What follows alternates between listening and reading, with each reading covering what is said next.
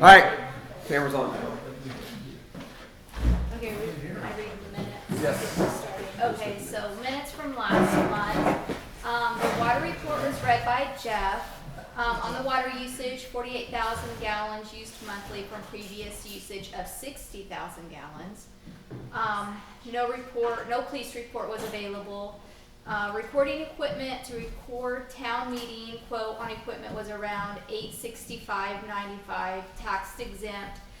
No shipping and handling fees. We'll get a case and tripod somewhere else to get it cheaper. We'll post on YouTube within 1 to 2 days after recording. We'll amend water rates on 2-inch lines by $52.50. New bill on that one account is now $302.50. Ordinance on permanent foundations, to define the definition of permanent foundation was decided to wait to amend. Town cleanup is April 27th from 8 a.m. to noon. Trash company is Big Mac. County cleanup is going to be the weekend before. With no further business, the meeting was adjourned. All right, I will motion to accept. Second. All in favor? Aye. Aye. Okay, Christy is going to come up and speak about the grant. Would you like me up there? Yes. Okay. That way you can be on the camera and. Okay. So, My name's Christy Gerald. I am the grant writer for the town. The town is actually going to apply to the Indiana Office of Community Rural Affairs. This is a federal grant program where Housing and Urban Development has federal money at the federal level. It comes down to the Lieutenant Governor's Office, to the Office of Community and Rural Affairs, and they manage, disperse, and award all these funds to communities. So we're hoping we're going to be one of those communities. We will be competing against other water and wastewater projects, so this is an all or nothing. So we're either going to get funded or we are not. But this project is very, very good project. Total project cost is high, and the need is high for this community as well. So I'm very, very hopeful that this will be funded. We will turn in a proposal on April the 26th onto our online system. We'll have a final public hearing at the regular meeting in June, on June 3rd at 7 p.m. Our final application will be going in on June the 28th, and then we will find out if we get the grant award on August the 29th. We've got the project engineer here that will speak in a minute on the actual details of the project, which I think you guys probably all attended the last public hearing for SRF. So we actually have a total project cost of $2,667,250. This is a water project, and he will go out on the details. We're going to be doing some line work, hydrants, valves, doing a new water tower. So we're asking Okra with the grant program for $700,000. That's the most we can go for. So we're asking for that. $98,129.54 is going to be town ARP funds that the town received when all the disaster stuff happened in the COVID. $54,563.72 is going to come from the town earner savings account. $86,579.68 is from the town checking account. And then right now we have that we're going to be getting a loan for $1,722,977.06 from State Revolving Loan Fund. The project engineer just turned in, was it this week? Yes. This week we just turned in the preliminary engineering report and all the documents. I turned in the income survey. We've done 2 income surveys, one to qualify for the Okra grant program for the $700,000, where we qualified at 59.4% low to moderate income. We had to be at least at 51. So I'm sure a lot of you have probably gotten those surveys in the mail. So if you filled it out, we appreciate that.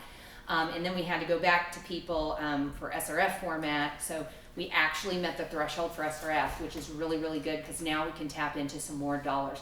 Because we're hoping to get more grant with SRF than loan, because really the town can't pay back $1.7 million. So this is kind of the game we have to play. It's kind of like playing with the 8 ball. We have to say it's going to be all loan at the $1.7 million, but we're hoping, because we met the threshold with SRF, with this income survey, that we're going to be able to tap into a lot of money, and they make us an offer. And they won't make that offer to the community until after we're awarded the Okra grant. They want to see what Okra is going to do. I think we'll be funded, and then shortly after that we'll have an award from from SRF.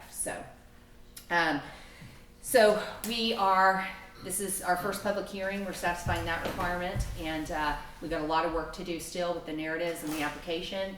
You know, these applications take about 5 months to put together, so we're working really hard on that.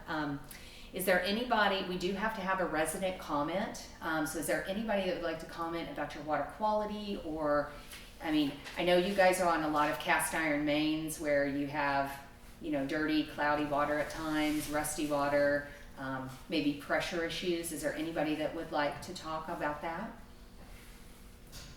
It's hard as a rock. Your water is hard as a rock? Yeah. Yeah, I mean, it's really, really got a lot of minerals, I guess you'd say. And may I ask your address? 395 North Clay Street North Clay Street, okay. And how long have you lived at the property? for 14 years. 14 years. And I have here, I know you signed in the sign-in sheet, so I know which one you were. Would you mind if I called you and talked about your water issues, and I could type up a letter of support for you and read it to you before I got off the phone, and we could use it in the grant application? Okay. Call for letter of support. So would you say that you were for this project to help with the pressure flow and flushing capabilities in the system and getting better quality water? I think that's needed for maybe some people who aren't as fortunate as we are, and they have lots worse than what we do. I think you do, don't you? Okay. The quality's uneven, and I suppose it will still be like that because they weren't able to go out there to those people and go through their yards. I mean, I guess that's gonna affect other people, isn't it? So the water lines, which the engineer will talk about here in a minute, the water lines that we're replacing are gonna be kind of in the center of town, and I believe on, what did we say, Ed? Water Street. Water Street. We wish we could have done a lot more, but because of money, yeah. This grant program, what's good about this program is that through the Okra program, they can go in for a water project every 5 years. So that might be something that we could do once, you know, the loan's kind of paid down a little bit. You know, we're hoping to get all grant offer from SRF, but the likelihood of that is slim to no. I've seen it happen before, so we might be able to get it, but we could actually go back in 5 years to start tackling other areas in the community as well. So, is there anybody else that would like to speak on the project? Yeah, I will. Okay, may I ask your name? Rodney, Okay. the water right now is so bad that when you use it to make like ice cubes, for an example, it turns in yellow. During the winter time when we leave our faucets dripping, it turns. I mean, I used a white washcloth by mistake and it turned it brown. So you have to leave your water dripping, Yes. okay? White washcloth turns brown. Did you leave your cell phone number on the sign-in sheet, Rodney? Yes. And may I call you as well? Yes. And do you have pictures? Do I have pictures? Yes. I do believe I do. Oh, that's wonderful. Okay. He has pics. And I'll be calling you, Rodney. Alright. Thank you so much for photos. So you would say that you are for this project to help with any kind of water quality? Yes. Okay. Okay. Any other residents that would like to make a comment? Yes. Okay. Okay. Since they've been going around fixing hydrants and everything, the water has been a lot more yellow, and it's just cause the water's changing transition and everything. The sediment and everything that's in lines is getting worked up, and it's gonna happen with this water project as well. I do believe on the itemized budget, which Ed can talk about here in a second, they do have, once they start installing these lines, they do have to do flushing of Exactly. the lines. So hopefully that will take care of some of that. And I have a whole house filtration system. My water's constantly yellow now, and it's just started. Like I say, since they've been going around fixing hydrants. It's not their fault. It's just part of the Yeah. replacement, because you're breaking things loose when you're getting that stuff fixed. When did you put your filtration system in? What year? It's been in there 5 years. Well, actually, I've had it for 30. I just put a new one in 5 years ago. Okay, so you put, and how much did that cost you, Troy? $3,800. $3,800. And did you install it yourself, or did you have someone do No, it? I had General Ionics install it from Indianapolis. So the total bill was 38, or was that just, okay, from India install? So your first filtration was there for 30 years, Yeah. and then you had to replace it because it just wore out? It's not because the water out of my house burned, and Oh, okay. that's how I got a new one. New one after house burnt, okay. Would you mind if I also call you as well? No problem. Okay, thank you so much, Troy. Anybody else have any comments? Okay, so if we don't, does town council, do you have any questions about the grant application or the process? I do not. Okay, so the only other thing we have to take care of tonight, we do have to present a resolution. And this is part of the grant application. It pretty much authorizes submission of the grant application and the commitment of the local match. And so I'll just go ahead and read it if that's okay. So this is the resolution authorizing application submission and local match commitment. This is resolution 2024-OCRA, IOCRA. Resolution of the Town Council of the Town of Perrysville in Vermilion County, Indiana, authorizing submittal of the CDBG WDW, which is wastewater drinking water grant application for round 1 of 24 to the Indiana Office of Community Rural Affairs in addressing related matters. Whereas the Town of Perrysville, Indiana recognizes the need to stimulate growth and maintain a sound economy within its corporate limits. And whereas the Housing and Community Development Act of 1974 as amended authorizes the Indiana Office of Community Rural Affairs to provide grants to local units of government to meet housing and community development needs of low and moderate income persons and or the elimination of blight. Whereas the Town of Perrysville has conducted or will conduct public hearings, which we're doing tonight, prior to the submission of the application to OCRA, said public hearings to assess housing, public facilities, and economic needs of its low to moderate income residents.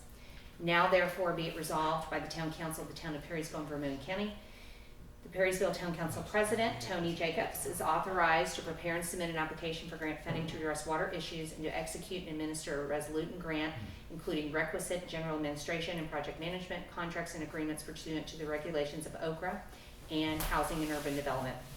Town of Perrysville is committing the requisite local funds in the amount of $1,967,250.00 in the forms of $5,000 previously paid environmental review, which we had to clear the project environmentally before we could apply.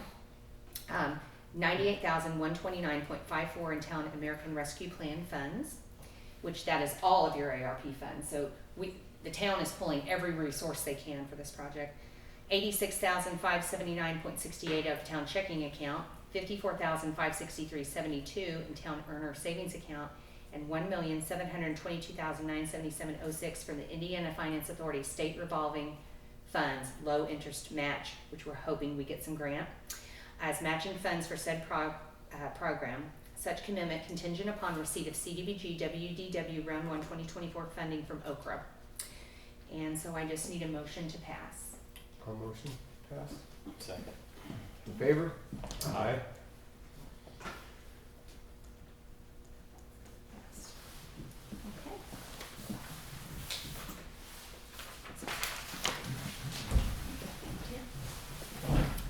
So before we end the public hearing, I'm going to have Ed Peters from Midwestern Engineers, the project engineer. He'll come up here. I'm sure you've heard this before, but he'll explain the project details. Sure. Evening, everyone. Welcome back if you were here the first time, and welcome here if you're here for the first time this time. This project's been a long time in the making. Council started it. Now it's been probably 2 full years or more ago. Originally the project kind of started off with just a replacement of your water tower. It's at 50,000 gallon storage capacity, and you guys use an average of 60 to 70,000 gallons a day, which means you have less than 1 day of storage if something bad were to happen. Just based on your normal day's usage. We like to have 2 days as a general good rule of thumb for any community. It doesn't matter the size, and the replacement water tower would be 100,000 gallons, so about 2 days of usable storage. I believe there's also a hole in the water tank currently that does not allow you to fill it all the way to the 50,000 gallon mark as is. So it'll really give you a little bit more of a boost than what you currently have. The replacement of the water tower is happening out here kind of close to the feed mill right across from it. There's stakes out there now. I don't know if anybody's noticed them, but that is kind of what I'll call the grid of the potential site for the tank. There'll be a chain link fence around it, and right now we're currently looking at putting like a bulk water fill station in. If you have a contractor that comes in or somebody doesn't have city water, could come and purchase water from the town at a bulk fill station.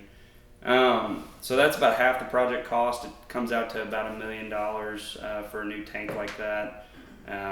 It doesn't have to be extremely tall in your case because you're up here on this bluff, and pretty well all of the residents are down here as well. But a new tank does take a lot of steel and about a year's worth of construction time to construct, so it does take a lot of effort to get a new water tower up. The other half of the project is replacement mains. We started looking at kind of the whole town. What can you build into a project for your mains? You guys obviously have a lot of work that can be done between valves and hydrants and old mains that were installed 50 to 70 years ago, depending on which section of town.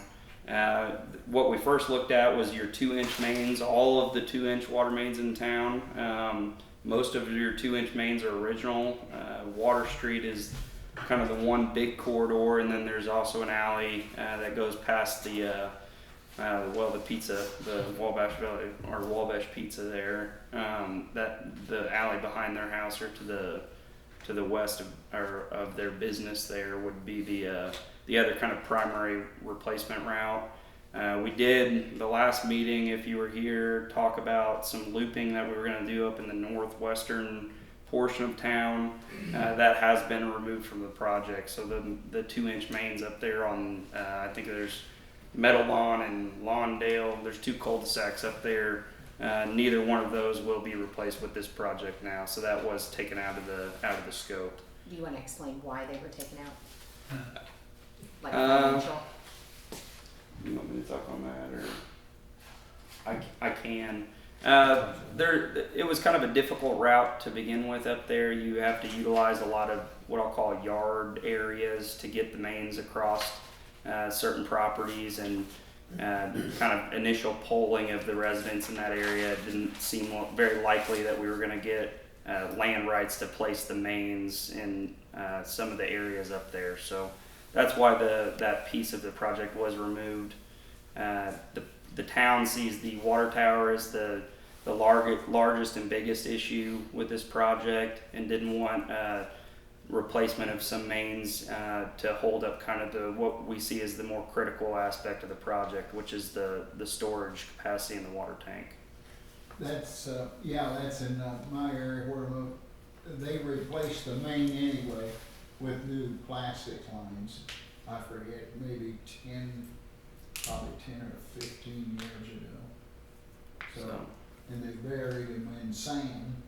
So, as far as I know, I don't know if the other neighbors up there are complaining about water pressure, but so seem to be sufficient. And originally that section was going to create some looping up in that area too, to kind of allow for more water in the case of an emergency to get up into that area of the system. But yeah, that was removed from the project. So now it's just the alleyway that I discussed and Water Street that would have the water main replaced on those two. Did they ever have any intentions, like, at the west cul-de-sac, maybe going out into that field back towards the water where you're going to put the new water tower? Would that help in the looping of it? It was looked at a little bit, but the extra the extra length kind of took us away from that route. The extra length that it would take to go out into the field and then come back into the system somehow, it was The original replacement was kind of a pretty short section of replacement, and you were going to get a pretty good benefit from it. But like I said, kind of before, the water tower was really the critical issue here, the time critical issue, and we're just really trying to move the project forward, help get the Well, I water didn't know if tower. it was gonna help you that much, you know, in completing the loop like they were talking, so whatever's the best way to keep the costs down.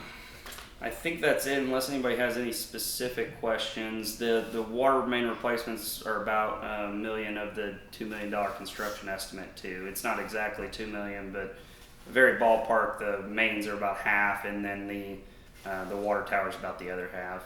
I will say that everybody in town with this project, the way we have it now, will be getting a new water meter in their water meter pits.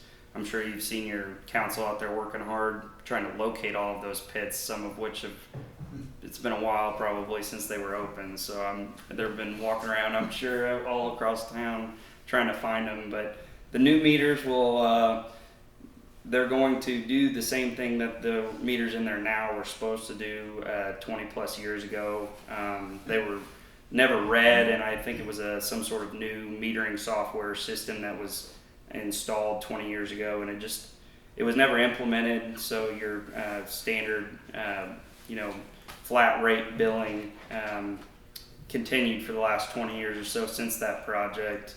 And also the town not being able to know, if somebody has a high usage month to month, hasn't been able to determine if the leaks are on your guys' side of the meters or if they're on town mains, and it'll help them find where the problems are, so maybe you don't use so much water as a town. Are these new ones guaranteed to work? They better work. Are these radio read meters? Yeah. They'll be a radio read likely. We have to discuss with your council members yet. There's kind of two different systems. They call them AMR or AMI. The AMI is more of like what I'll call like an internet type based with antennas, and then the AMR is like a radio read type that you can kind of set up a meter reading vehicle, and as small as the town is, it's not going to take long to kind of drive the routes through town and pick up all of the monthly readings. Now, is the homeowner gonna be responsible for that, the new meter? The town will own the meter, and they actually own everything in the meter pit as well. So there's a couple of different copper fittings and stuff in the meter pit. So everything that the town will be responsible for is kind of ends at that plastic meter pit that's in your yard. After that, where the line takes off into your homes, that would kind of be the responsibility of the town or of the resident if they had a water leak or something like that on what we call a service line. Yeah.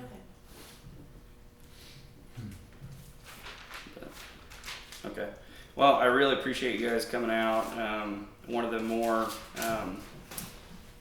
involved communities that I've been to, so that's really nice to see some of the whole town kind of involved in a project and getting behind it. It is really nice to see that. So appreciate all your guys' participation in these public hearings.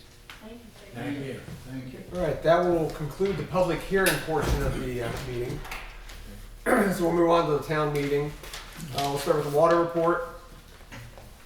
For the month of March, we pumped on average 50,000 gallons per day, which is good for us. The treatment plant is still running well. All tests were taken satisfactory. We have to start working on the service line inventory report.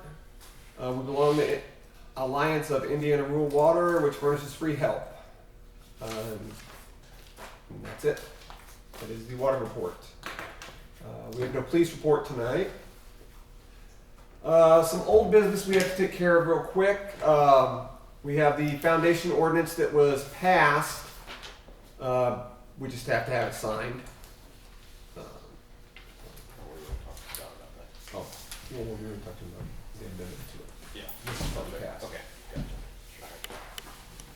Okay, on the topic of ordinances, we have a proposed ordinance on dogs. Yay. I know this makes everybody kind of happy. Now, I'll be honest, I kind of just took Vigo County's ordinance and copied it. I'm going to try to read it out. It's kind of lengthy, but I'll read it here. So it starts with public nuisance. Public nuisance is as follows. Any animal that is unrestrained is allowed to run at will, or interferes with passerbys or passing vehicles, or trespasses on school grounds, or damages private or public property. When confined, barks, whines, howls, makes other sounds in excess, causes foul or noxious odors resulting in accumulation of excrement. Each 24 hours that a violation occurs will be considered a separate offense and can be cited as such. After 3 citations of the ordinance for an animal running at large, any unaltered animal must be spayed or neutered at the owner's expense. Each offense shall be considered a separate offense and subject to a $50 fine plus court cost.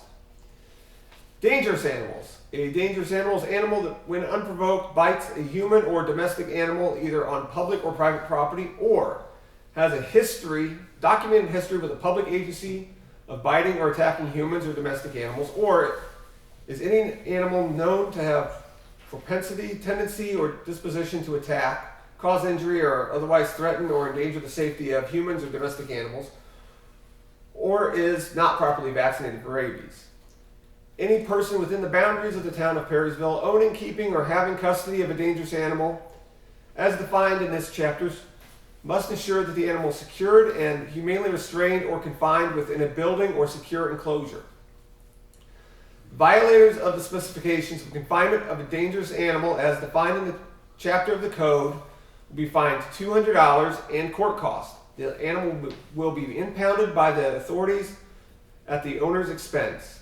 A dangerous animal may be destroyed by ordinance enforcement officials at the owner's expense if destruction is necessary to preserve public health, safety, and welfare of the community. Biting animals report procedure. The person responsible for any animal which has bitten a person or another animal must report the incident to the County Board of Health, local health officer, or ordinance authority. 1 second. Upon receiving the report of a bite, the animal may be quarantined for 10 days within a place of confinement to be at the discretion of the County Board of Health, local health office, or ordinance enforcement authority. In this case, ordinance enforcement authority is our town marshal. During the quarantine period, the animal is to be securely and humanely confined and kept from contact with any other animal.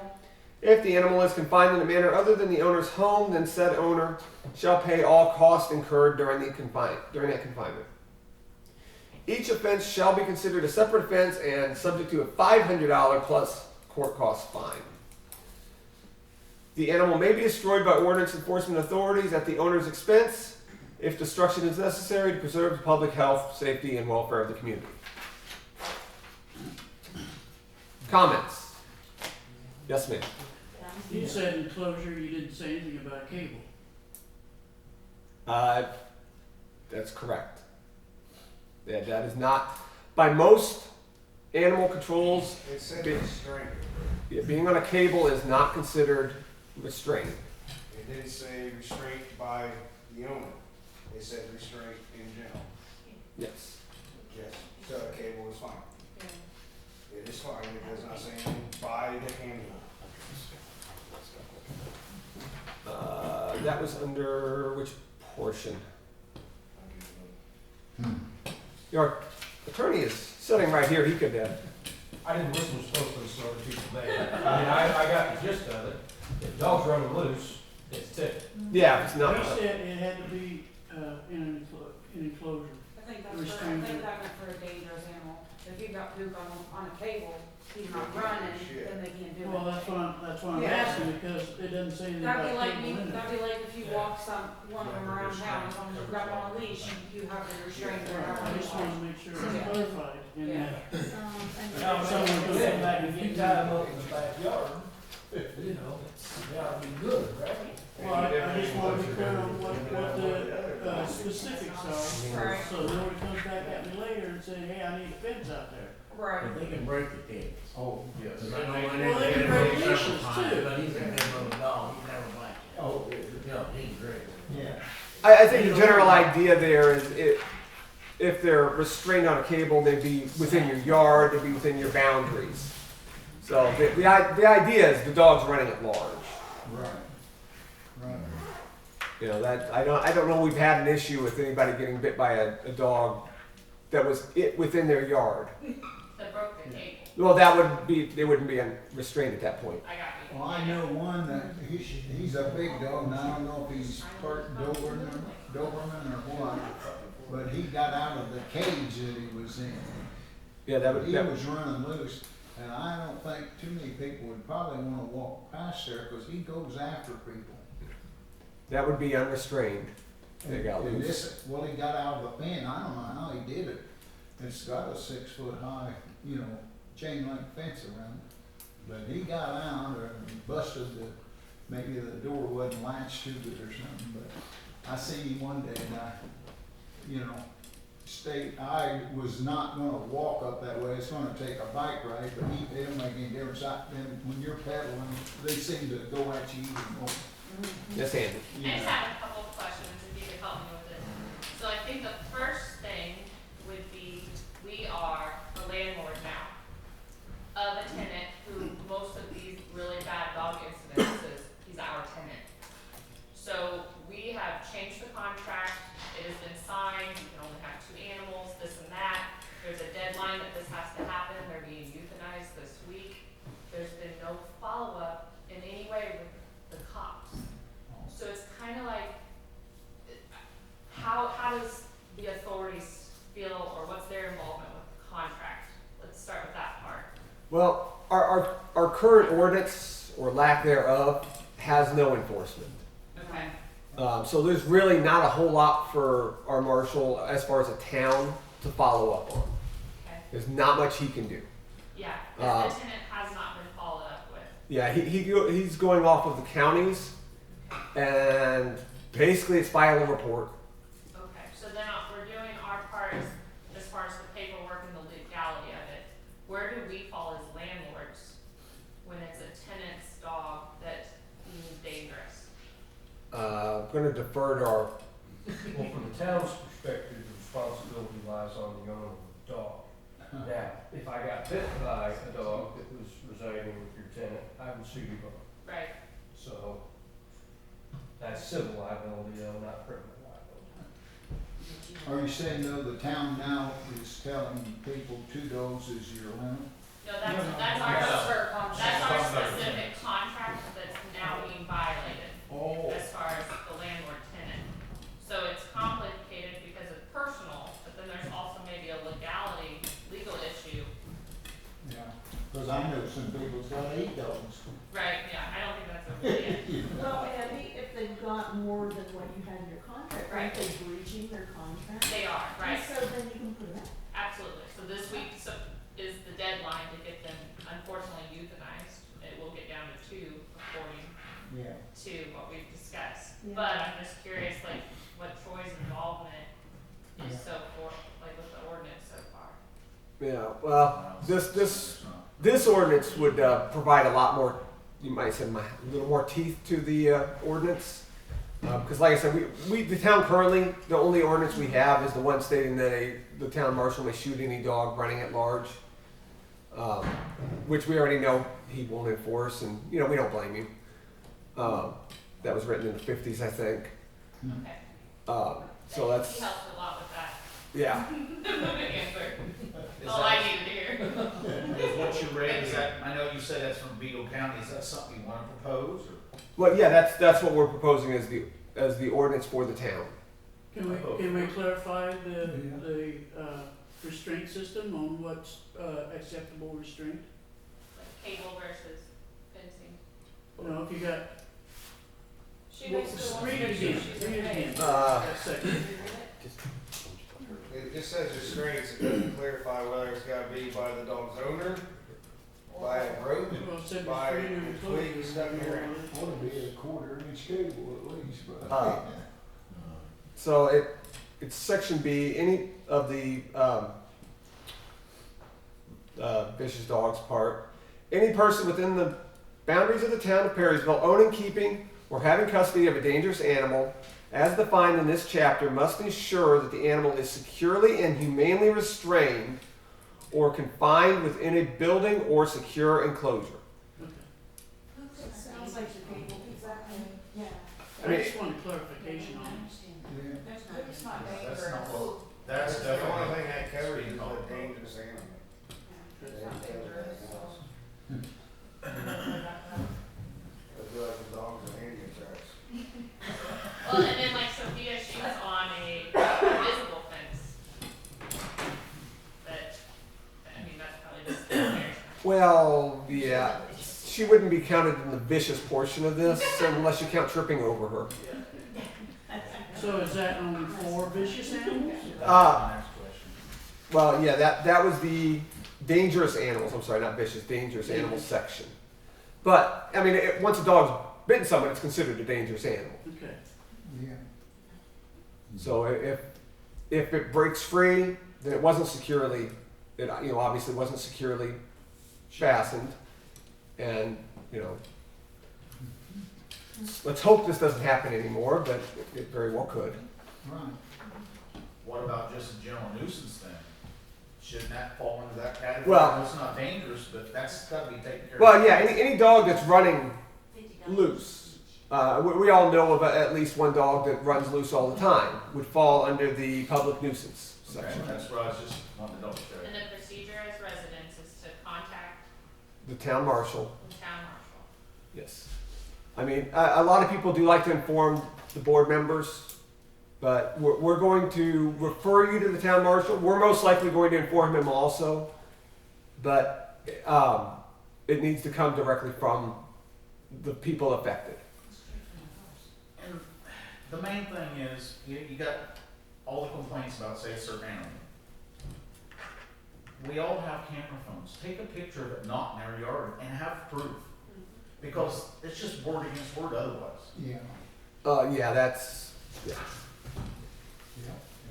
that would be good reporting. Yeah. As with any kind of criminal activity, cameras are your friend. Yeah. So, any objections to this ordinance? Nope.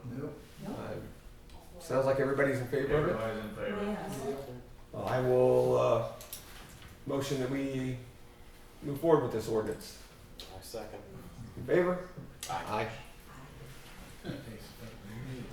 Okay, next piece of business, the community center, future community center, currently known as the Opera House. We've got a quote to. Oh, yeah. Let's start with that. The Opera House windows on the north side. We received the grant from the. I want to make sure I get this right here, so I'm just going to read it.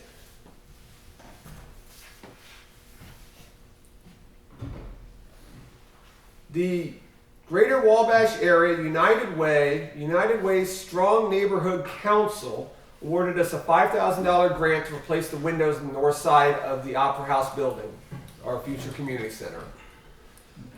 This will help to weather tight the building so that our future repairs won't be undone by rain and moisture. We'll be ordering those windows. The check has been sent out. We should be receiving it probably tomorrow. I think it was sent yesterday and it just comes from Terre Haute. So you'll notice there's a sign down there along the side of the building right under the windows that has this project funded by. The windows will hopefully go in about 6 to 8 weeks. And that will be at no expense to the town whatsoever. Great, United. congratulations. No, thank you. United Way was very gracious in this. Nice. Who's doing the work? I want to say Jeff. Jeff did all the application on the grant and took care of all the paperwork for us. So we were looking at hiring Window World. They did the windows in the soft building for us. Okay. And they did a great job. Yeah, they did. Very nice. Very good.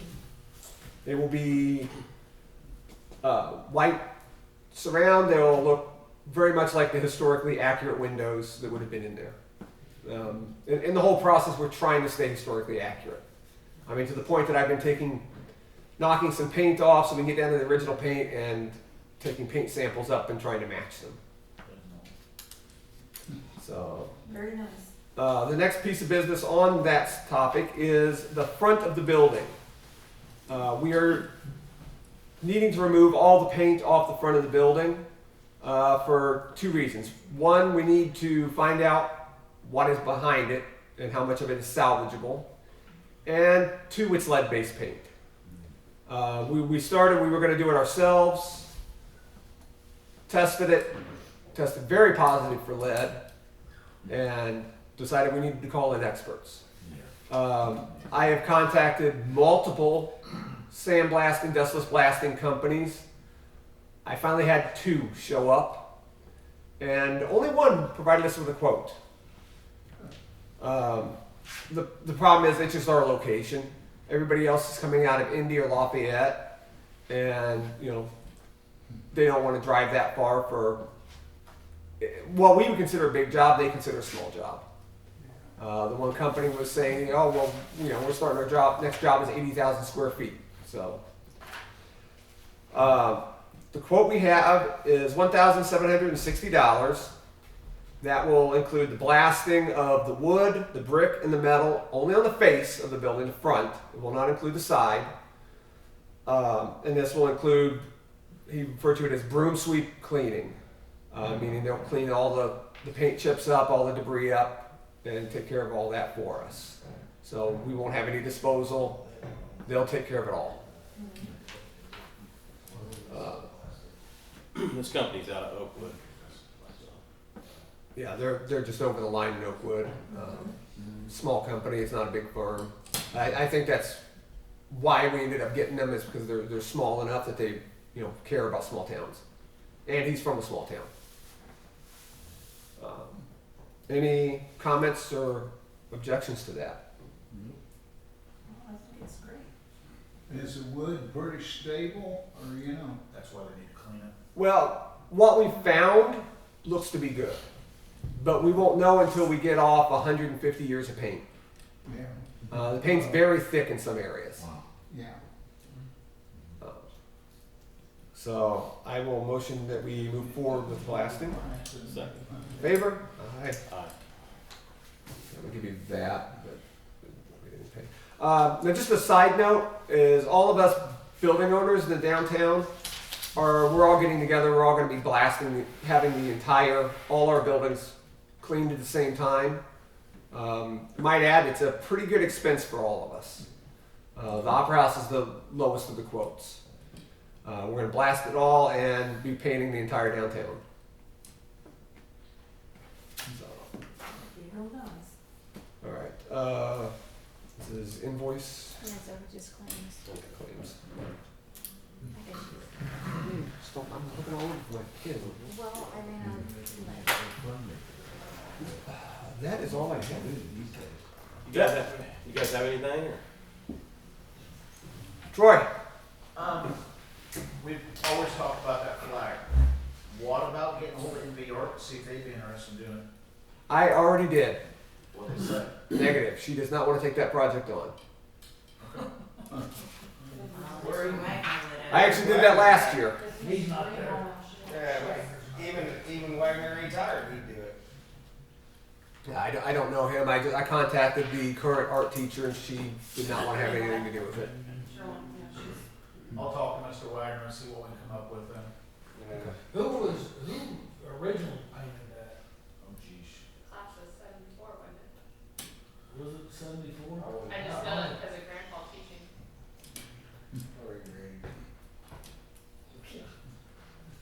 I don't know. No, it's been 76. When you get there, I'll get something figured out. Yes, it's Okay. Yeah, If just I do it myself, I'm more than happy to. yeah, let us know.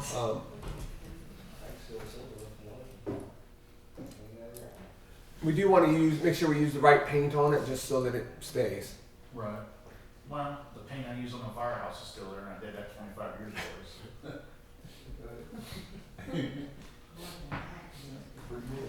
Okay, anybody else Does have that any? all have to be tuck pointed first? Behind that flag is pretty good. It looks decent. I think we'll be okay. There might be some tuck pointing that has to be done, but it'd be just touch up at that point. Yeah, it would be nice to have that redone before our bicentennial. We're pushing actually to. We want to be able to open up the first floor of the building for our bicentennial. I don't know if we'll make that goal. We've actually started. I've been meeting with contractors regarding the floor in the building. There's around 84 floor joists that have to be replaced. Sounds a lot, but it's on 1 foot centers. So you literally have a floor joist that far. They're 2x12 floor joists. Well, that's sturdy. And then it's around 100 sheets of plywood. So, like I said, I've gotten one quote so far. I have another contractor supposed to be sending me a quote. I've been blown off by a couple. One was told me to meet me there. I waited around, and well, nobody ever showed up.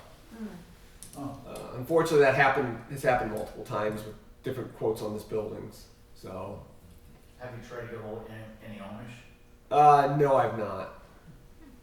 I know there's a lot of Amish that they still use rough cut lumber. Yeah, I've had a few people tell me to contact the Amish, but nobody has a contact for me. A buddy of mine just got some rough cut lumber a couple weeks ago, and I'm gonna get a hold of him and get the contact number. And it's Amish. Okay. They cut them themselves with their own equipment. I wanna know, Jeff, do you have, an account, that people can donate money to you to help? Yes, the town has a fund. We don't. It's not technically an account. We have a fund set up. Any donations can be made at the clerk's office. All donations to the Opera House Community Center are tax deductible. Okay, good to know. We've received a few donations already. Good to know. Any other business? Seeing as there's no other business, I will motion to. What kind of lumber are you gonna use for floor joists? Are you pursuing a certain type of wood or not? They say poplar's good, but I don't know if it bows on you in time but they say the termites won't bother poplar. I don't know if anybody heard that or not. So. I'm leaving it up to the contractors.